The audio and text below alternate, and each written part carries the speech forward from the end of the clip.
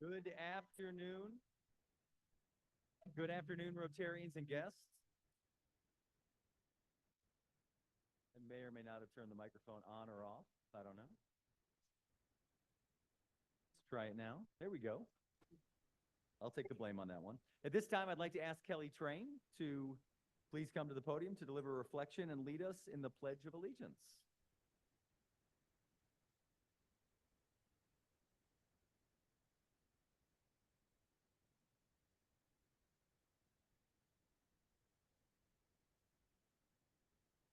Please join me in my reflection. As we gather here today as members of Rotary, we pray that we are ever mindful of opportunities to render our service to fellow citizens and to our community, keeping in mind always the enduring values of life, exerting our efforts in those areas and on those things upon which future generations can build with confidence. Let us continue to strive to make a better world. Amen. Please join me in the Pledge of Allegiance. I pledge allegiance to the flag of the United States of America, to the republic for which it stands, one nation under God, indivisible, with liberty for all. Thank you. As we begin our meeting, I'd like to thank and acknowledge Andres O'Neill and Low Insurance Agency as this month's sponsor, and Rotarian Katie Williamson. I saw Katie earlier. I don't know where she went. Around here somewhere. All right, Katie, thank you very much. Give a round of applause.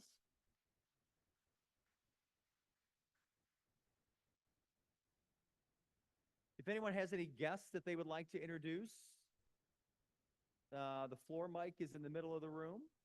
Head there. Zach, is it on the stage?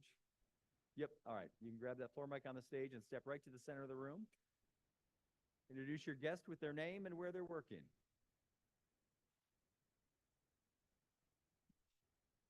Okay. Whoa. President Kevin, I have with me my friend Mike Vanderpool. He's been once before a few months back.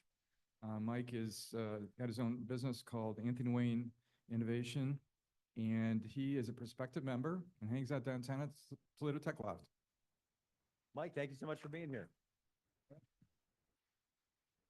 President Kevin, fellow Rotarians, my guest is Blair Johnson of BMJ Property Management. He's also an independent candidate for Toledo City Council this fall. Blair, thank you for being here. Yep. Good afternoon, fellow Rotarians. I have some special guests that have traveled 18 hours to come visit here in the States. They're with the Education Excel Foundation from Tanzania. They spent the last couple of weeks visiting our great country, but also visiting 9 classrooms within TPS doing a cultural exchange. I'm going to use their terminology, so when I introduce them, I'm going to start off with Mama Sarah, which means mother in their language, and how we introduce them. Mama Fatima, also Dada Gloria, which means sister. Also, we have Miss Sandy, she's a Toledoan, been doing missionary work in Tanzania for the past 10 years. Her daughter, Tammy, who partners with me to help the foundation for intercultural exchange. Thank you. Wonderful. Thank you all for being here. Well, thank you all for being here. This time, I'll invite our Executive Director, Jackie, to come to the podium for a Rotary Office update. Good afternoon, everybody. I would like to remind you that we are 30 days away from one of our favorite events. We are coming upon our 3rd annual member awards that the membership committee has spearheaded, and it's a really fun time. We're hosting it this year at Shoemaker's offices, as is the normal for us, but it's going to be at 5 p.m. with some gathering time, and then we're going to recognize some very special individuals for things like Member of the Year, Committee Leader of the Year, and so forth. But if you use the QR code, bear with us, our projector is a little wonky today. You use the QR code, you can vote now to submit names for those awards. Also, the information is posted in our newsletter and things like that, but those are some of the individuals who won last year, and it's a very fun time. So we are 30 days away. We hope you can join us. We do have some sponsorships available for this event That includes a decoration sponsor, award sponsor, and so forth. But if you're interested in being a sponsor for the third annual member awards, please reach out to myself or Karen Stramel in the Rotary office. And then with that, yesterday was a national holiday known as Mr. Mullen's birthday. So if you all would like to join me in a quick round of happy birthday. So, all right. Happy birthday to you. Happy birthday to you.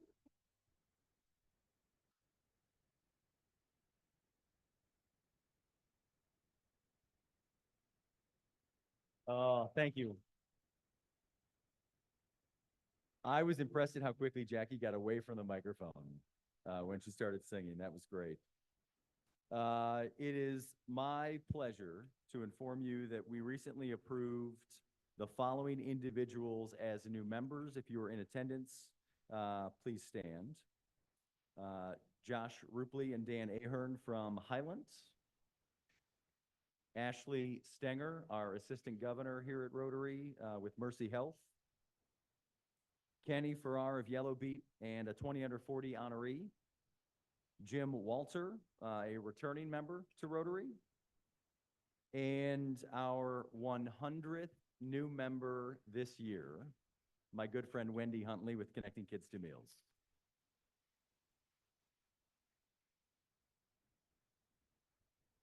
I sent an email out, but I want to do it in person as well. A huge congratulations, Dr. Shanda Gore, Emily Zarecki, Karen Stramel, our Director of Membership Sales, and the entire membership committee, and all of you. Congratulations. At the start of the year, I threw out the ridiculous goal that we would add 100 new members this year, with no real plan on how to do it other than Karen, Shanda, Emily, go. That was about the advice I gave them, and go they did. So thank you very much. Let's give them a big round of applause.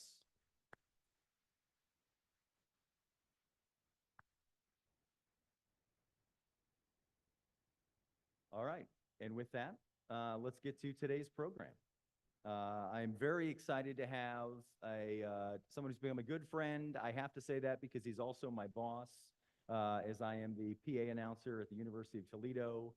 Please welcome the Vice President and Director of Athletics at the University of Toledo, Mr. Brian Blair.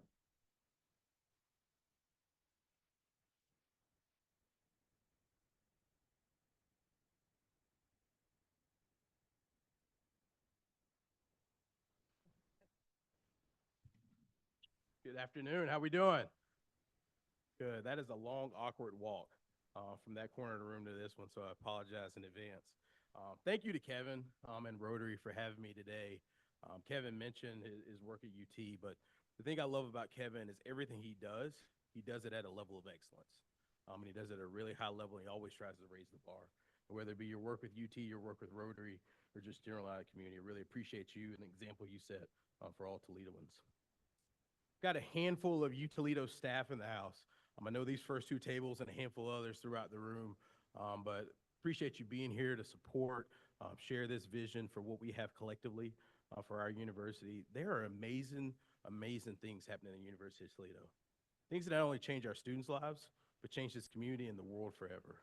And I'm so excited to share my focal point with you today, but my colleagues at any one point in time can share all the amazing things happening on our campus. We've got a lot to be proud of. And I think sometimes maybe it's me coming from the South and not being from around here. We don't brag on ourselves enough.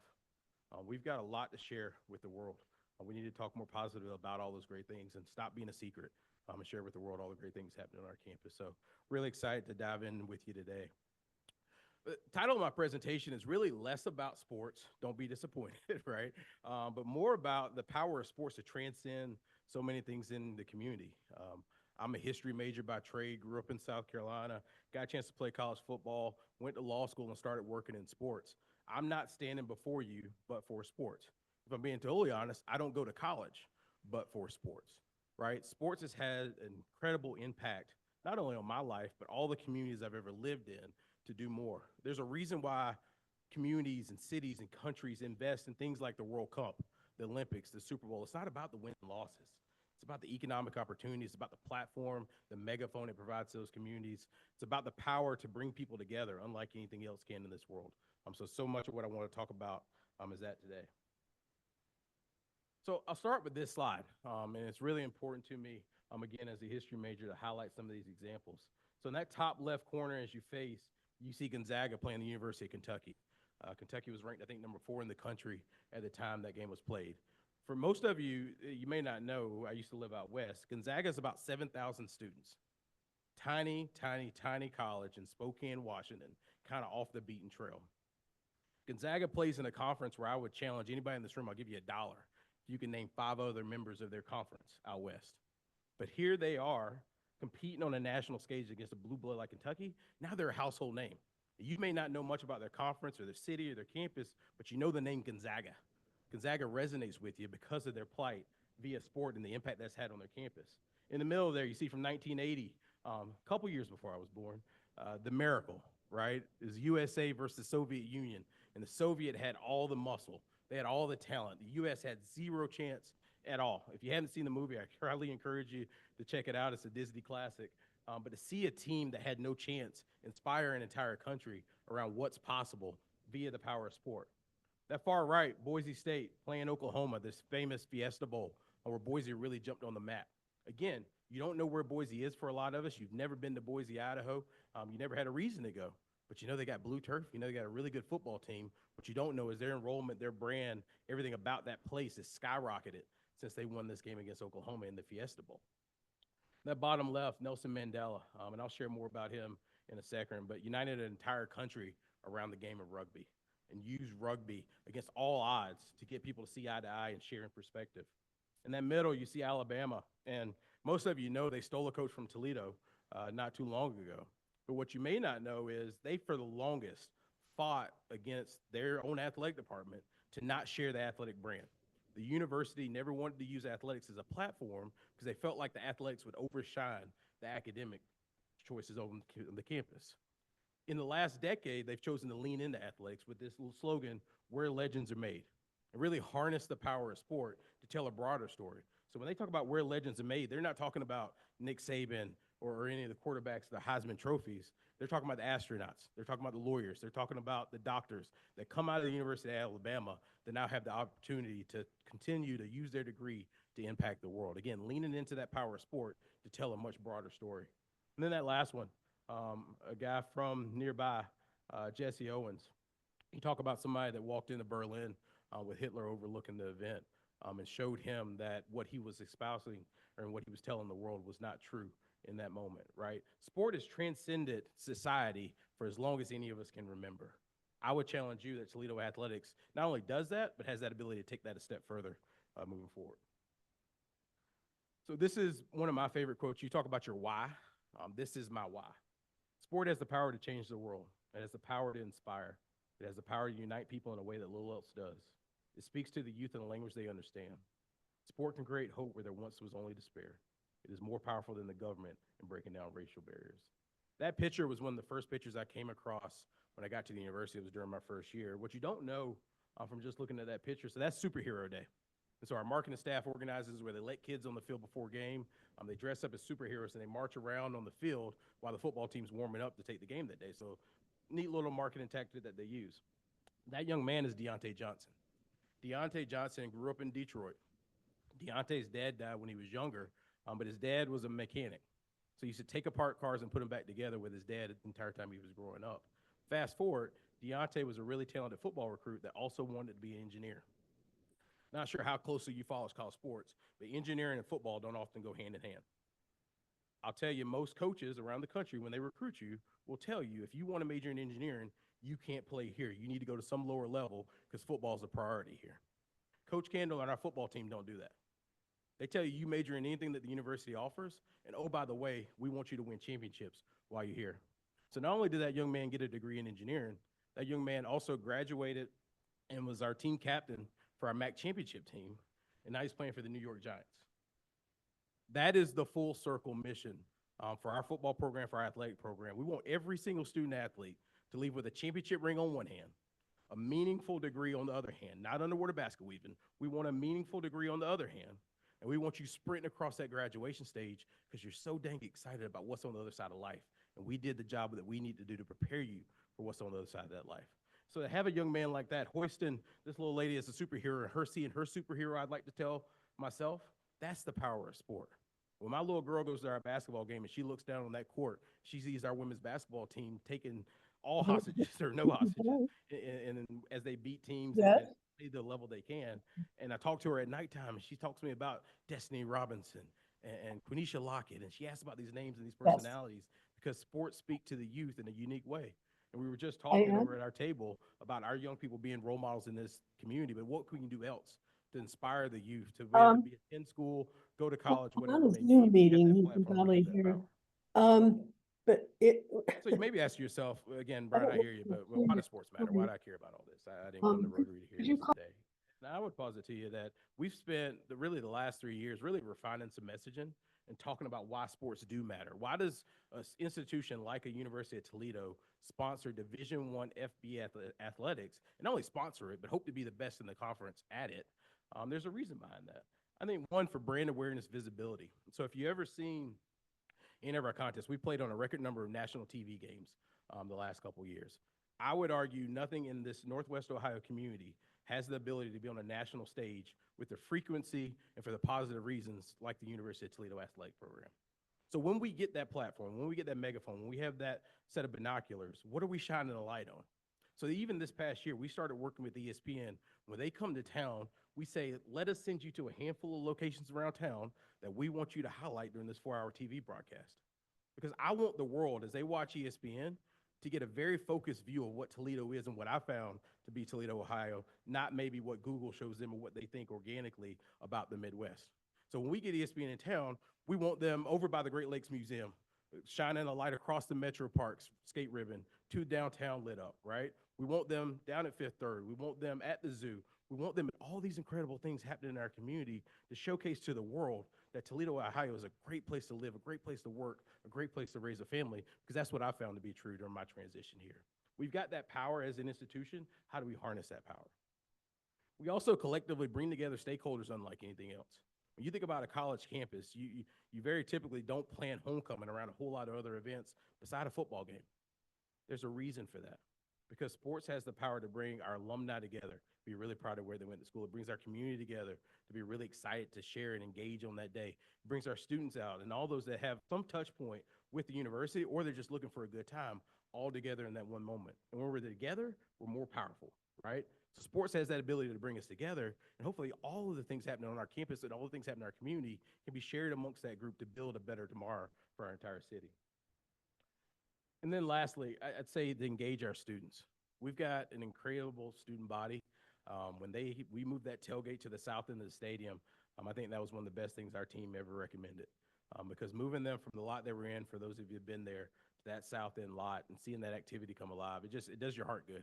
And I think everybody that passes by it, sometimes I've seen some of you lurking around in that student tailgate. I won't name any names, but they're having an incredible time. And college is a lot of things, but it should be fun, in my opinion, right? You've got to get your studies. You've got to learn how to be an adult. You've got to learn how to be independent, but you also want to have fun. You want to enjoy it. You want to say, you know what? I like being here, and I want to stay here, because it's a whole lot cheaper to keep them than it is to go out and recruit new, right? And so we're trying to make sure we have athletics be a part of that retention strategy. And I see Tony Warren up front and our new head of enrollment, but also that exposure standpoint where we can showcase a better Toledo for a better tomorrow. So I want to give you a couple examples. So we started an idea, and I say we liberally. It was really my staff that came up with this idea of the touchdown tank. And I challenged them that, hey, let's look at our football experience. Give me some ideas that might get me fired. And sure enough, they come up with the dunk tank in the corner of the end zone for every touchdown that's scored. And I remember sitting in the chair. I remember exactly where I was sitting. And I looked up and I said, what are we talking about? Like, I completely misguided this group. We're so off base. But then I caught myself and I said, you know what? If I shoot this idea down right now, that'll be the end of ideation amongst my team. And I think as a leader's job is to make sure those that you work with have the best opportunity to be the most successful under your leadership once you paint a vision. And so I said, you know what, let's roll it out. And lo and behold, this thing took off like fireworks. right? And next thing you know, CNN, Sports Illustrated, Yahoo Sports, everybody is talking about the touchdown tank at the University of Toledo. And did you see that game? Did you catch that moment? And then our students are fighting over each other to get on the list to be in the touchdown tank. I thought it would wear off after a while, and now it will phase on to the next thing. This is not what we want to do. I tell you what, we got a long waiting list to get on the touchdown tank. So if you want to hop in, preferably in the month of November, please reach out. I'll make sure I get you on the list. That top right photo, as you face it, I'm really proud of this idea. So our Dean of Engineering and I went out to coffee and just talked about athletics and engineering. Again, a lot of places those two don't go together. I think everything goes together on a college campus. We exist to serve. I started talking about ideas, and he said, well, we build a race car every year. So you start thinking, okay, you can do this, you can't do that. So what if that leads the football team out on the field? We don't have a dynamic interest as it exists right now. What if we lean into our own engineering department, talk about what that looks like? So our students on our campus every single year build a unique race car, and now that race car leads our football team out in the field before all home games, right? So you've got the engineering student, maybe came to a football game, maybe didn't come to a football game. Now they're excited because they're showing off their product to hopefully 20, 25,000 screaming fans. They're saying, wow, look what our engineering school did. That's impressive. It's a unique partnership that we're really proud of because nobody in the country's got that. We could spend all day trying to come up with ideas to be like Ohio State, be like Notre Dame, be like Michigan.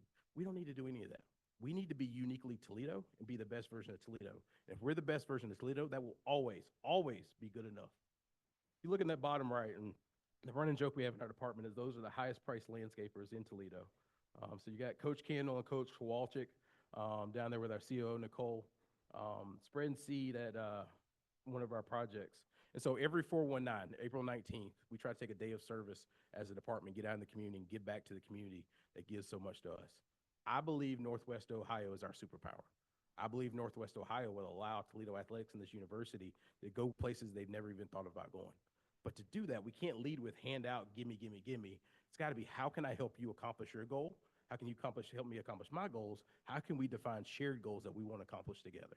This is really the testament to that, and it's a really good day for our staff to come together and build.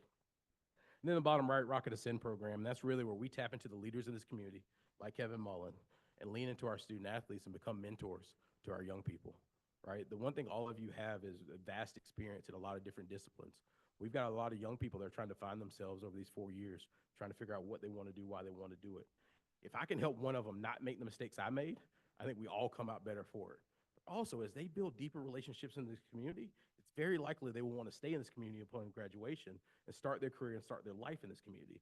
I think Toledo is better for that if our elite student athletes stay in this community upon graduation. So we focused on that a lot. So we started a strategic planning process 3 years ago, and I won't belabor you with the tiny font, but so much of it is about what we want to do for others. And so I'll just read off our mission statement. Transform lives while elevating the university and community through the power of sport. That is our mission. That is why Toledo Athletics exists. It's not win the most MAC championships. It's not fundraise the most money. It's not sell the most tickets. It's about how we can uplift this community and uplift this university on our plight to be a better version of ourselves. And if we can be a better version of ourselves and make others better at what they're trying to do, again, we all win in that equation. And more of my colleagues show up to talks like this because they understand what I'm trying to do and trying to help everybody on the team, right? And so we want to focus on that piece of the equation. And then we want to graduate champions who will change the world. We don't want to, and I know our previous slogan has really been build champions. And while I agree with that, certainly we play a part in that. I want to make sure we have graduation in that line because graduation is critically important. I would argue it's more important than ever that we remind ourselves that academic mission for what we're trying to do is front and center for all of our activities. And so anybody that's heard me talk, you've heard Good to Great at some point. Fran, you and I were talking earlier, and I told you, you've heard me talk so many times, you can remember all my jokes. But Good to Great is a book I've read 7 or 8 times. I love the business principles in it, and I love the brain exercise that you have of trying to correlate principles in a business book to college athletics, right? Because I operate in this quasi-business, quasi-nonprofit atmosphere and kind of blending the two together that's really hard to manage sometimes, if I'm being terribly honest. You've got a lot of stakeholders, a lot of opinions, a lot of visibility, all converging at once. And so how do you build a flywheel where the situation I arrived into 3 years ago was really, really good? Our departments function at a really high level. We got some great coaches, great infrastructure. But I think everybody's job is to step into that and try to take it the next step further, right? So how do we build on that? How do we make that flywheel spin faster? And so much about what we talk about is that flywheel for success. And it starts with recruit, retain, develop the absolute best teammates, coaches, staff, student, athlete. I don't care if you're talking about transfer portal, NIL, or just basic business. Getting the best teammates, getting them on the right seat on the bus is the most important thing we do. If we do that, 95% of everything else takes care of itself because we've got the right people on the right seat on the bus and they're pulling in the same direction. And for there, we want to make that thing spin. We want to generate that student athlete success. We want to elevate our brand and all our colleagues' brand along with it. We want to engage this community. We talk a lot about Team Toledo, this university, this community, this athletic department, locking arms.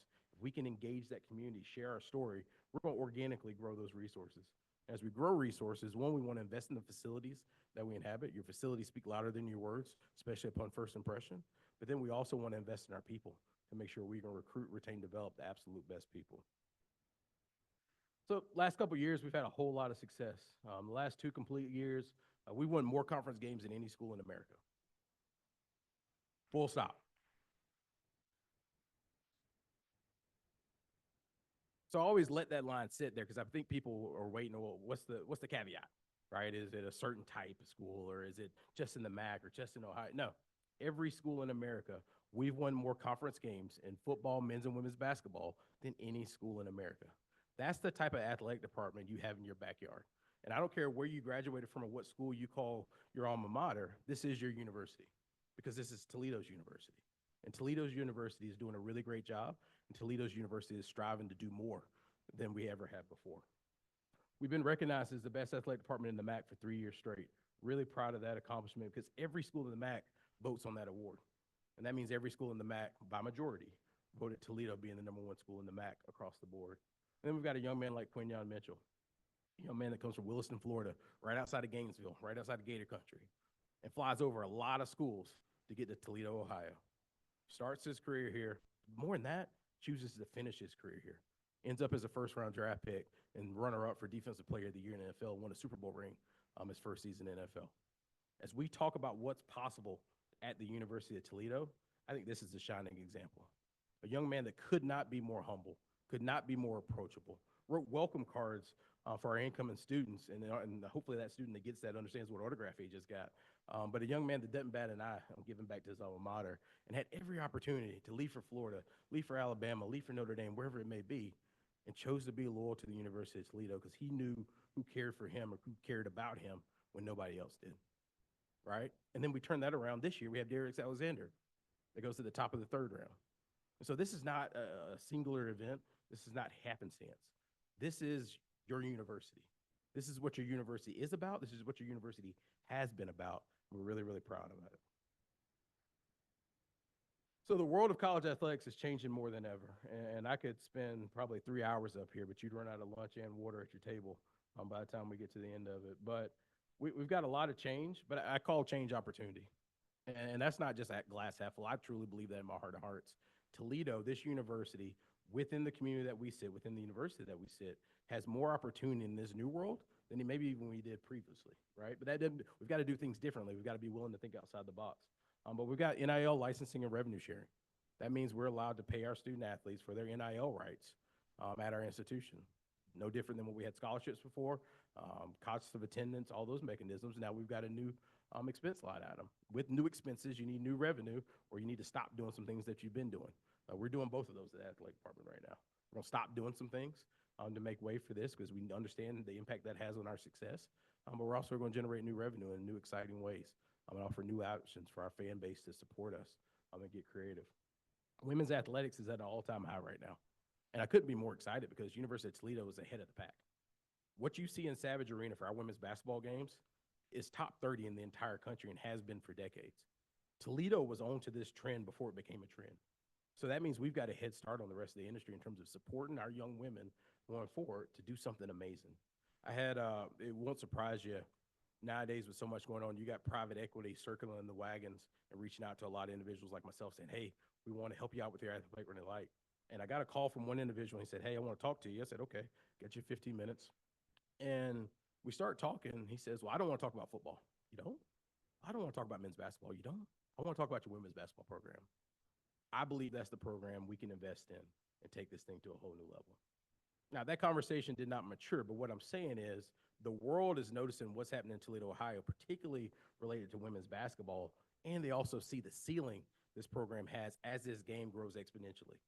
Deloitte estimates, I think, women's sports will be a $2.8 billion industry this year. That's almost 3x what it was 2-3 years ago.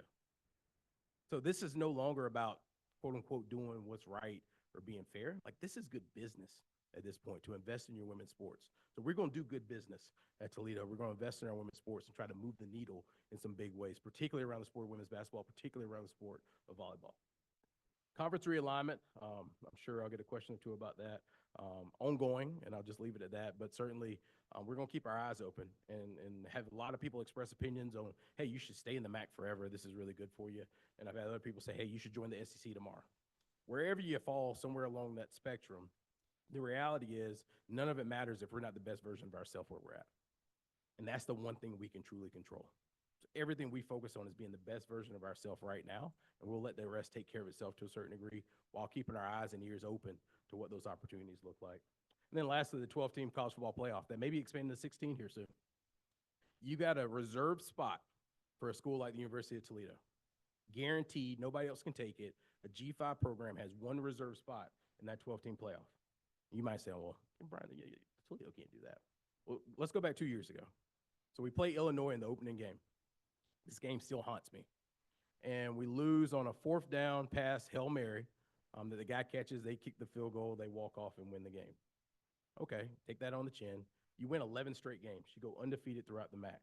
We're top 25 at the end of the season. It was between us, Liberty, and SMU for the Fiesta Bowl spot. Somewhere between an $8 to $10 million payday in addition. That also hurts my heart. And then certainly the championship game didn't go our way. But for one of those games, just one of those games, one of those 4th down conversions going our way, we're in what would equate to the college football playoff. And you saw Boise State this year be a host in the Fiesta Bowl and host Penn State and play a really good game. There's no reason why they can't beat Toledo because we've been this close multiple times now. So this isn't pie in the sky. If I'm at some of these other MAC schools, I won't name names, and I'm saying, oh, well, dream this big dream that'll never materialize. This is an institution that is dangerously close to punching it in. We just need a nudge. We just need a nudge. I'm not asking to start. I'm not asking to keep it going. We just need a nudge to get over that hump and a little bit of luck. And what that'll mean for this entire community, what that'll mean for Northwest Ohio, I promise you will be worthwhile. And I can't wait to see that day. So we've got a handful of priorities. I apologize for the formatting. We're working on a building called the Champions Complex. I won't go too deep into that, but we've hired an architect. We're doing some field study right now. We're really excited for what that's going to do for our entire community in terms of providing dining, academics, and a home for our baseball softball program. Many of you may know baseball softball is currently at Scott Park. They've got to get back to campus. This is a priority right now for a variety of reasons I won't get into, but that is top of mind. NIL licensing, as I mentioned, a lot of people have opinions on like it, love it, hate it, whatever. And I get all the opinions and I hear all the opinions. We've got to be focused on what moves this department forward to serve our overall mission, to serve the university, and serve the community. That means engaging in this at a high level. That means trying to be one of the best in the country at this at a high level. We're ready. We're on that track as we sit right now. And then overall athletic department operations. So I want to play this clip because people say, I got to ask the question, what's your proudest moment being in Toledo? And I don't say, because that's like saying who's your favorite kid, right? You get in a whole lot of trouble when you pick one or the other. But what I love about this one is this is Good Morning America. This is 3 million viewers a day talking about your university. Our play of the day. It's all about the Bulls. Andrew Dimbert is back with that. Your team not in, but you're all in for the excitement. Well, they're not in the college football playoff, unfortunately, but there's tons of other bowl games, and holy Toledo, what a game there. A college football record for the longest game in bowl history. We head to Ford Field in Detroit for this 6 overtime thriller between the Toledo Rockets and Pittsburgh Panthers in the Game Above Sports Bowl. After 4 quarters, we're all tied up. Overtime it is, then another overtime, then another overtime, another overtime. That's another... crazy. All right, you guys get the picture. Let's go to OT number 4. Toledo appears to get the game-winning sack. Players rush the field. Finally, guys, it's over. Or is it? Penalty on the Rockets. Pitt gets a chance to tie it and does. Then another premature celebration. Toledo rushing the field again, thinking they won. But wait, there's more. Football. Okay, finally, after overtime number 6, Toledo does win this Instant College Classic. Whew, just watching these highlights, I am out of breath. Bowl action continues on ESPN this afternoon. So imagine if they did end up winning, though. Salty, man. Thank you, Andrew. So I love a couple things about that video. One, knock on wood, every individual that can return from that team to this year stayed. Every single person. We have not lost a single transfer out of our 2 deep. Absolutely. So Coach Candle and crew have done a tremendous job. He actually just texted me about a big commit we just got today along our defensive line. So any holes or vacancies that we had, I think we're trying to bolster those. And we've got a really compelling schedule coming up this year. But what I love so much about that is lots of people watch ESPN, right? Lots of people watch WTOL and our various TV stations. But those are sports people oftentimes that watch ESPN, that study Yahoo or Sports Illustrated. But Good Morning America, I had relatives that I didn't know had my number texting me and said, "Hey, you work at Toledo, right?" "Yeah, I work at Toledo. I saw you on Good Morning America. That game was amazing. That's so cool. What is that? What's it like to be at that place?" Right? The entire world for that segment locked in on your community, your university. There's not many things we're going to appear on Good Morning America for on a consistent basis other than Toledo athletics when we have these peak moments, as I call them. We need more peak moments. When we beat Mississippi State last year down in Starkville, that was a peak moment. Pitt, certainly a peak moment. Women's basketball's beaten Michigan the last 2 times we played them. Double peak moment, right? We went to the NCAA tournament, upset Iowa State, the Big 12 champion. Peak moment. When Todd and the men's basketball team make the NCAA tournament, that'll be a big peak moment for this entire community. These peak moments allow us to puff our chest out a little bit, walk a little taller, be a little louder about all the great things that happen in our community. Because again, we don't need to be quiet about all that's happening in Northwest Ohio. We need to share it with the world and scream it from the mountaintops. And certainly if you won't do it, I will. So I've got a handful of the pictures that we got going on, but more than anything, I talked a lot about the change happening in college athletics, right? It's uncertainty. Everywhere I go, oh, how are you going to compete? What are you going to do? That's not our atmosphere within Toledo athletics. It's not our atmosphere at the university. We are attacking this change as an opportunity. We're excited for this change. And maybe it's just my background, playing student athlete or going to law school or whatever, but I just feel like we're uniquely prepared to be successful in this modern landscape. And I'm more confident than ever every day that goes by that we are positioned appropriately to take this thing to an entirely new level. So last thing I want to touch on, we've got a big event this weekend. And so I've probably checked the weather as much as any meteorologist in the country right now. And I keep refreshing. I've tried GPT to tell me what's happening. Who knows? But we're going to have a concert one way or another Saturday. And this is not just a concert, and we got Zach Brown Band coming to the Glass Bowl. And so I think the last concert we had of this nature, I think we had Busta Rhymes after a game, but Beach Boys 31 years ago. And they had a great turnout for that. I've seen some of the pictures. This is the opportunity to be huge, not just for what it is in this moment, but also the impact it'll have on Northwest Ohio. So one, we expect a 10 million plus economic impact. They started loading in today. So you've got workers on site, security on site, drivers on site, everything, whole gamut, starting today, loading in up until Saturday. Got 13 tour buses coming in and a personal gym loading in before Saturday's event. Just a mega operation. I be honest with you, I didn't understand what the undertaking was that we were taking on. Looking back on it now, right? You say, golly, this is a heavy lift, but we're going to figure it out. We're going to honor our veterans Memorial Day weekend. I think Memorial Day weekend is sacred, it's special. And so thankful for Jobs Ohio and Hometown Heroes for being our title sponsor for this event. So for Jobs Ohio to step up and say, hey, we see and understand the impact that this is going to have, not only on Northwest Ohio, but Ohio in general, as you talk about, okay, what can you do in Toledo, Ohio? You don't go to Cleveland. You don't need to go to Columbus. You don't need to go to Detroit. You can do this right here in Toledo in terms of a big-time event. They saw that vision, and they invested in that vision, and we're so incredibly thankful. But also, this brings to life, I think, mine and many others' vision for the Glass Bowl. The Glass Bowl is the largest outdoor entertainment venue in Northwest Ohio. I don't know that that's debatable. Now, it needs some love, and I think we can also not debate that issue, right? We've got to do some things to enhance it, to bring it into 2025, 2030, hopefully, and bring it to life in a new way. But the sightlines, the construction, the everything else about it is just flat out amazing. You go to so many institutions, and you see these stadiums, I call them erector sets, of aluminum bleachers and aluminum framing and the like. That's not the Glass Bowl. You got something really, really special in the Glass Bowl, and I would challenge all of us to not see it for what it is, but see it for what it can be, because it can be the foundation for something truly, truly amazing to be hosted on our campus, in the middle of our campus fabric, that comes to life not only for football games, but for concerts, but for soccer games, for football games, for marathons, for everything that we want to host in an outdoor venue of this magnitude. And we're already set up for parking. We're already set up for tailgating and so much more, right? So you see the glass bowl for what it can be. I think you get really, really excited.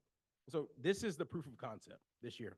We chose Zach Brown Band for a reason because it transcends so many different age groups, so many different types, preferences in music, whatever. You can find something you like. Everybody's heard Chicken Fried probably way too many times at your baseball games, right? So everybody knows a little bit of the music, but also for Zach to come in for this first event allows us to then have proof of concept to go out and get even bigger artists. And so we've already started talking about what next year looks like and making this an annual event, possibly a 2-day event.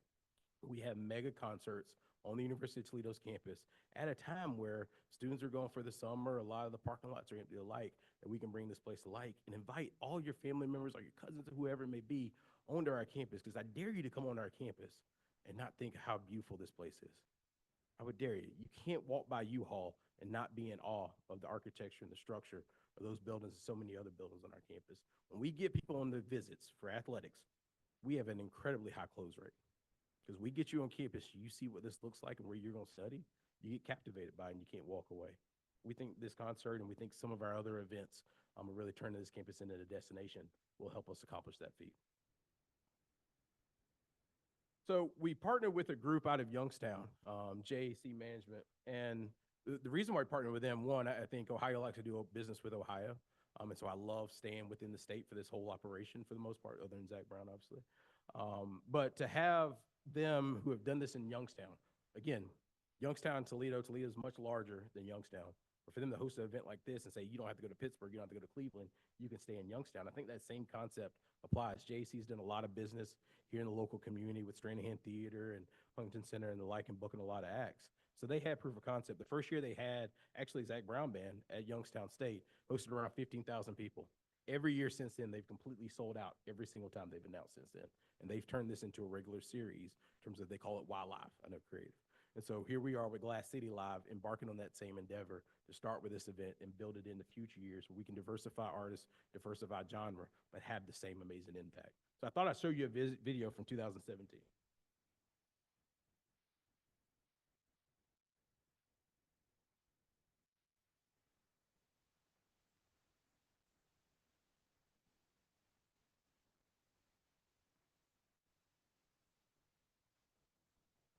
You know what they say when you assume, right?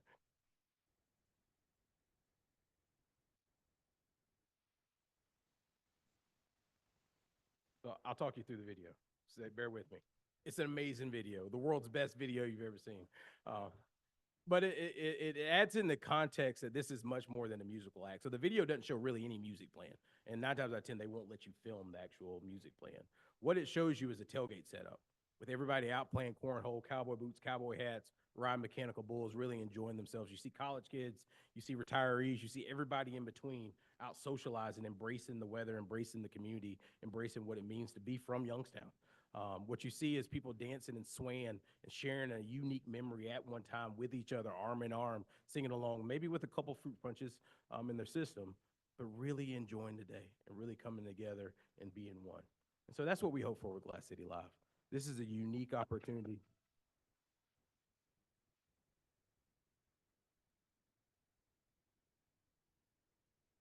There we go.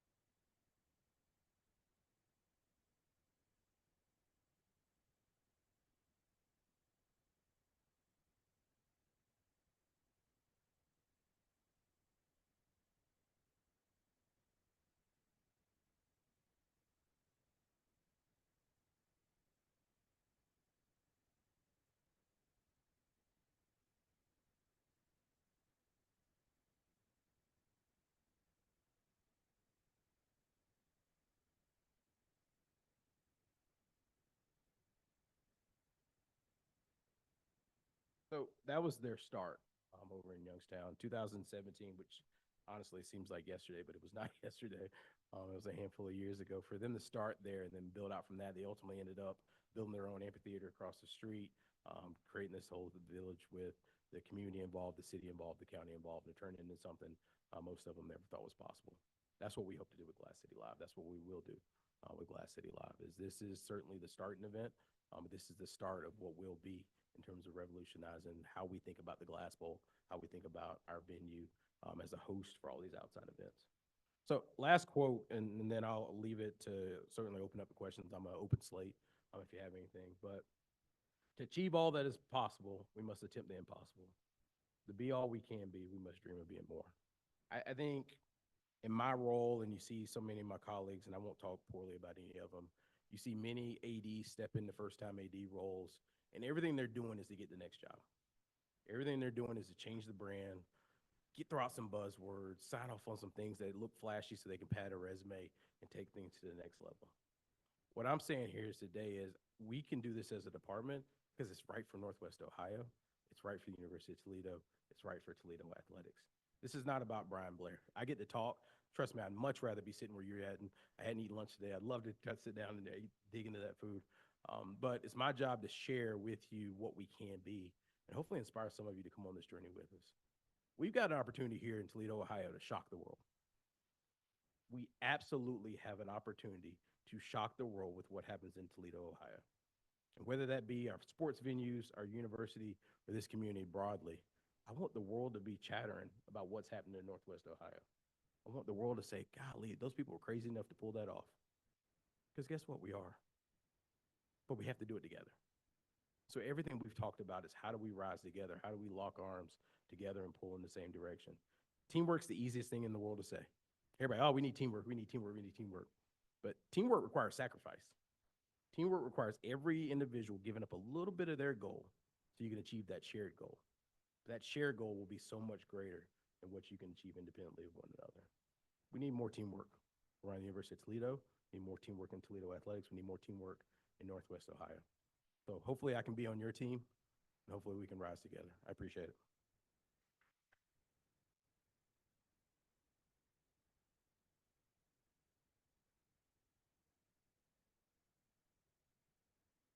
We've got a couple minutes for questions. Don't be shy, don't bite.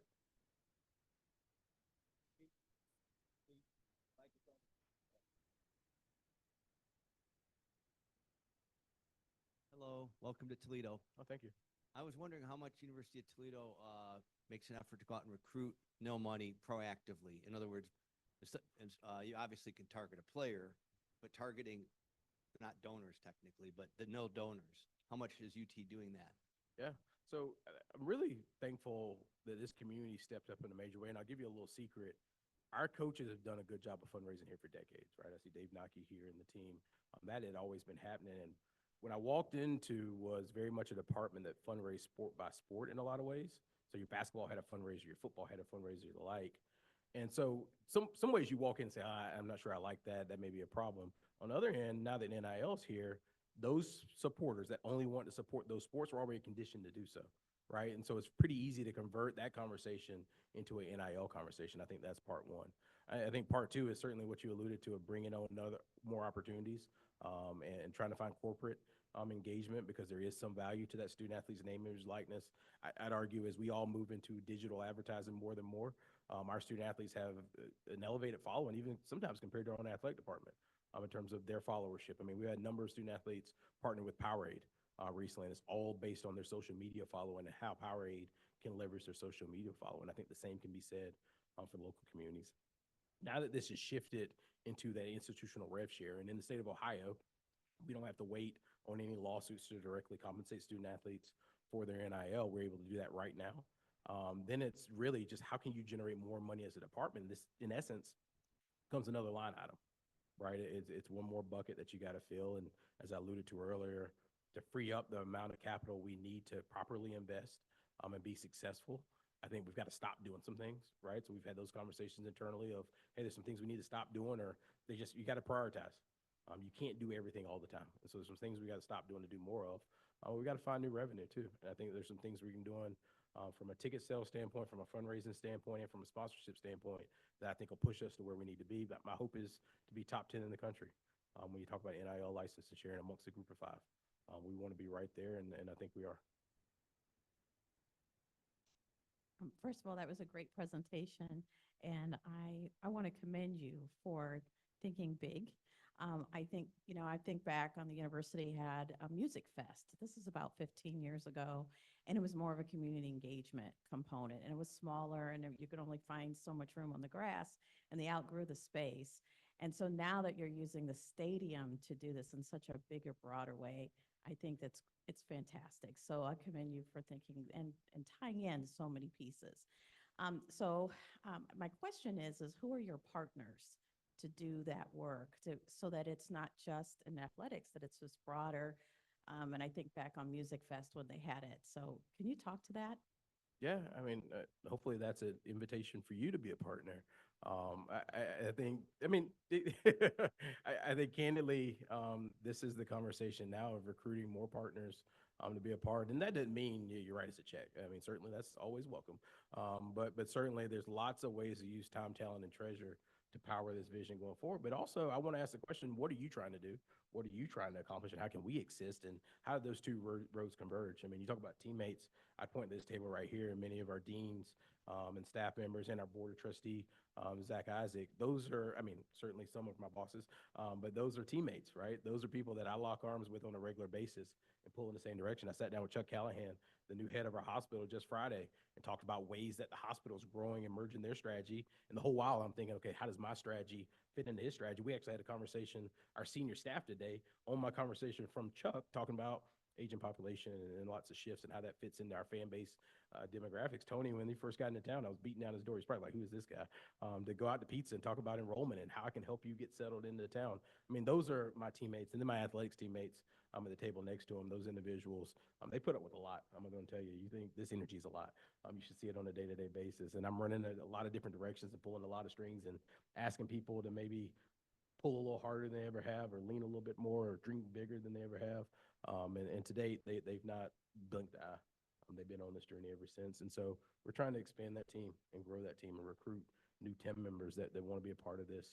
And certainly I'd open invitation to everybody in this room. Hi, Brian. Roy Cherry here. My wife works for you at the athletics, Carrie.